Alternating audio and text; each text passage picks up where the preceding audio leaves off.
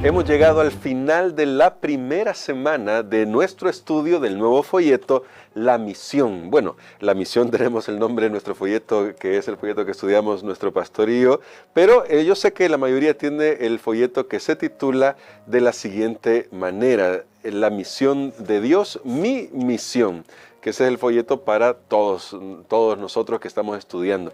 Y esta semana comenzamos, Pastor Dani Perla, a introducirnos con Dios como el iniciador de la misión, y esa vislumbre debería ayudarnos a nosotros, y vamos a orar para que en el repaso de hoy pueda quedar esto bien marcado en nuestra mente. Así que vamos a pedir la bendición de nuestro Dios. Bondadoso Padre, tenemos mucha gratitud en nuestro corazón por todo lo que tú has hecho por nosotros y porque tú eres el Dios de la misión. Así que te rogamos sabiduría para poder entender, comprender cómo también nosotros podemos involucrarnos en ese deseo que tienes en tu corazón de alcanzar a todo el mundo. Pues lo pedimos en el nombre de Jesús. Amén. Pastor Dani Perla, para hacer un poco el resumen de este día y para comenzar a conversar sobre este tema, ¿por qué es importante comenzar? O quizás lo podríamos plantear de otra manera. ¿Cómo podemos ver a Dios como el Dios de la misión? Generalmente no tendemos mucho a pensar en eso, pero la lección de esta semana creo que fue un enfoque muy lindo, ayudarnos a ver que el primero en misión es Dios. Es correcto. El asunto es que yo creo que nosotros hemos relacionado siempre la palabra misión a ese momento cuando Jesús vino a la tierra y vino a salvar a los seres humanos. Y relacionamos la misión también a nuestra condición pecaminosa. Sí. Pero el punto es que Dios es el Dios de la misión, y Dios es un Dios que está en misión porque tiene un objetivo esa misión. Y creo que es lo que hemos estudiado esta semana. ¿Y cuál es el objetivo de Dios? El objetivo, el gran propósito de Dios es estar cerca. Amén. Es estar cerca de sus criaturas. ¿Pero para qué? Y esto nos da a nosotros una visión, la historia que aparece en Génesis, donde el ser humano ha pecado, y voy a ir de una sola vez a esa historia.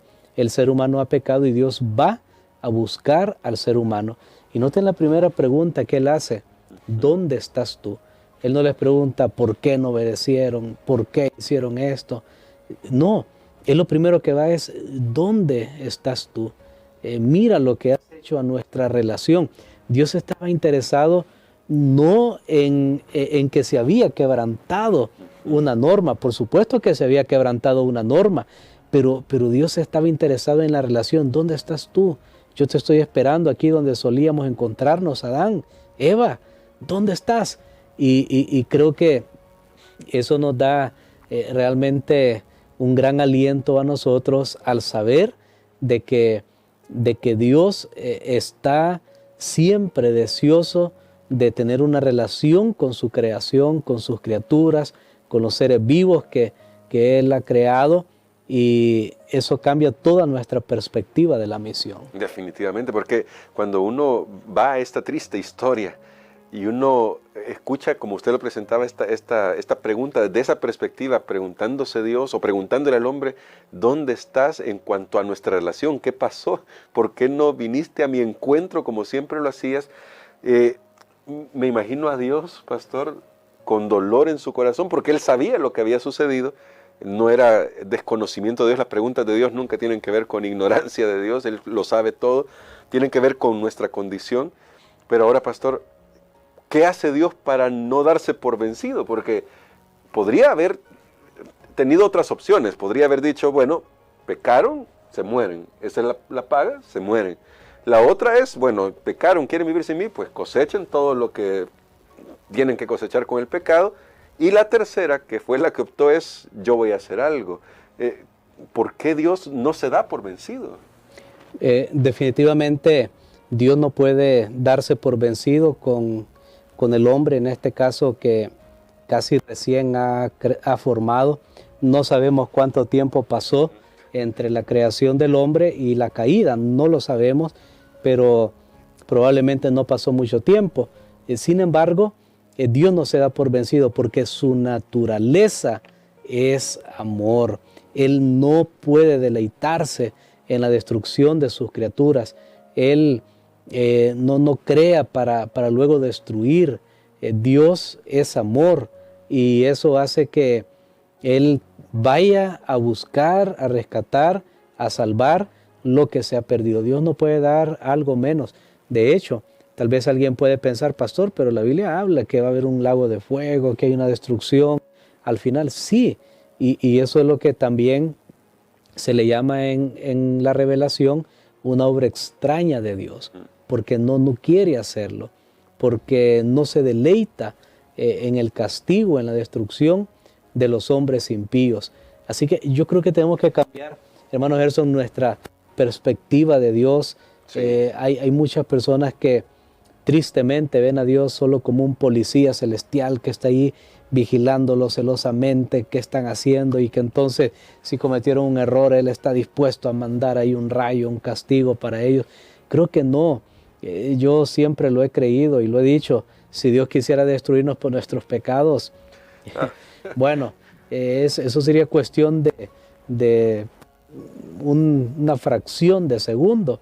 Dios podría hacerlo y simplemente no pasaría nada. ¿Quién le va a reclamar a Él? ¿Quién le va a decir algo? Todo el universo es creado por Él, es de Él. Sin embargo, aunque Dios no tiene que darle cuentas a nadie, pero por su mismo ser y naturaleza, Él no puede hacer algo contrario al amor.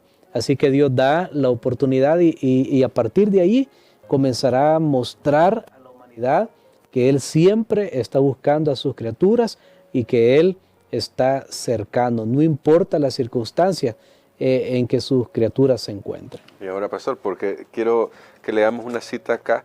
Sé que en este resumen estamos tratando de ver los conceptos que tuvimos en la semana. Hay dos citas, pero quiero ir a la primera. Dice, el plan de nuestra redención no fue una reflexión ulterior, un plan formulado después de la caída de Adán, fue una revelación del misterio que por tiempos eternos fue guardado en silencio, fue una manifestación de los principios que desde las edades eternas había sido el fundamento del trono de Dios. Desde el principio Dios y Cristo sabían de la apostasía de Satanás y de la caída del hombre por causa del poder seductor del apóstata. Dios no ordenó el pecado, o que el pecado existiese, sino que previó su existencia e hizo provisión para enfrentar la terrible emergencia. Tan grande fue su amor por el mundo que se comprometió a dar a su Hijo unigénito para que todo aquel que en Él cree no se pierda, mas tenga vida eterna. Y la pregunta aquí es, pastor, es sobre la misión en la persona de Jesús. Ahora ha pasado tiempo desde la caída y en la historia Jesús llega a la tierra, se hace un bebé indefenso, se hace un ser humano. ¿Cómo esto nos muestra a Dios en misión de una forma tangible, que no quede en el concepto de, bueno, sí, Dios buscó a Adán, Él escuchó su voz, pero Dios hace más que eso? Totalmente, y yo creo que la Biblia refleja que Dios quiere estar con sus criaturas. De hecho, tal vez para llegar a ese momento y verlo con mucha importancia, la venida de Jesús a esta tierra. Por ejemplo, José estuvo en Egipto, la Biblia dice, Dios estaba con él. Noten, Dios estaba con él. Dios siempre ha querido estar con el ser humano. Moisés, el pueblo de Israel en Egipto, el santuario. Dios le dijo a Moisés, construye un santuario para que yo habite en medio de mi pueblo. Pero finalmente Dios no quiso buscar desde afuera, sino desde adentro. Y claro, ese siempre fue el deseo de Él, porque desde la escena del crimen donde Adán y Eva habían pecado, Dios les prometió, en Génesis 3:15 está claro que Él iba a mandar un descendiente, porque ahí no se refiere a muchas personas que iban a venir, no, era un descendiente específico que iba a derrotar a Satanás, solo que Dios lo hizo en el tiempo que Él creyó que era mejor. Amén. Y eso fue 4000 años después de la entrada del pecado. Todavía Dios hubiera venido en la persona de Jesús al principio de la entrada del pecado. Recordemos, los antediluvianos vivían todavía 800 años, 900, son edades impensables para nosotros, casi 1000 años Matusalén, y Jesús pudo haber venido cuando todavía la vitalidad, la energía del ser humano estaba en su apogeo, a pesar de que el pecado ya había entrado, pero tomaría tiempo para llegar a una degeneración grande, pero no, Jesús vino y que Él escogió su venida y escogió venir en la época donde el pecado había llegado a lo más bajo. Cuando nosotros leemos en la Biblia que Jesús sanaba, que Jesús echaba demonios, era porque eso era lo que había en la sociedad. El nivel de vida era muy bajo, la expectación de vida estaba ahí alrededor, algunos dicen de los 22 años de edad. Imagínense ustedes, por eso Lucas, quien era médico de esa época, él es el que narra y dice que Jesús era como de 30 años cuando inició su ministerio. ¿Y por qué narra la edad? Porque pasó ese nivel de mortalidad tan grande que había en esa época. O sea, la humanidad estaba en su peor momento. Allí fue donde vino Jesús para decir, yo estoy con ustedes. Amén. Allí fue que vino nuestro Salvador, porque significa que Él estaba interesado en salvar al ser humano. Yo creo que Dios nos ha mostrado ya mucho realmente que nos ama y no debemos tener ninguna duda de ello. Amén. Y ahora, pastor, bueno, en la narración bíblica se nos dice, Jesús asciende al cielo y promete volver. Y eso, aunque tratamos ese tema durante la semana, me lleva a una pregunta. ¿Qué papel hacemos ahora nosotros los discípulos viendo la gran misión que Dios ha cumplido desde el principio y en la que está en actividad? Ahora, ¿qué papel tenemos nosotros que hemos aceptado el llamado de Dios a su evangelio? Muy bien, yo quería que llegáramos a esta parte, sí. Porque aquí podemos resumir la lección de esta semana. Entonces aquí tenemos dos pensamientos. Número uno, que nosotros podamos conocer a ese Dios que está cercano, que quiere estar con nosotros. Esa es la primera convicción que debemos tener. Recuerden que estamos hablando de la misión.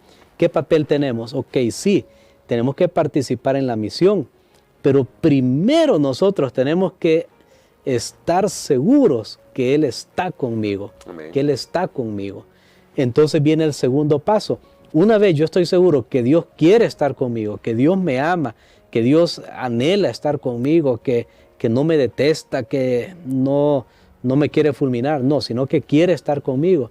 Entonces ahora yo tengo que ir y decirle a otra persona que Dios quiere estar con él o con ella. Entonces miren cómo esto se conecta realmente. Primero, parece la lección, voy a ser honesto, parece una base muy, muy sencilla, si lo podemos llamar de esa manera, pero realmente tiene una enseñanza muy profunda. Y entonces son esos dos puntos. El autor nos ha llevado para que nosotros entendamos, ok, que Dios está con nosotros. ¿Por qué quiere estar conmigo? No es para destruirme, no es hacer una amistad como alguna persona que, este se quiere hacer amigo mío o amiga mía para ver qué hago, para ponerme una trampa, para después ir a chismear. No, ese no es el propósito de la venida de Dios a nosotros. Él quiere estar con nosotros porque nos ama. Entonces yo tengo que estar seguro que Él quiere estar conmigo.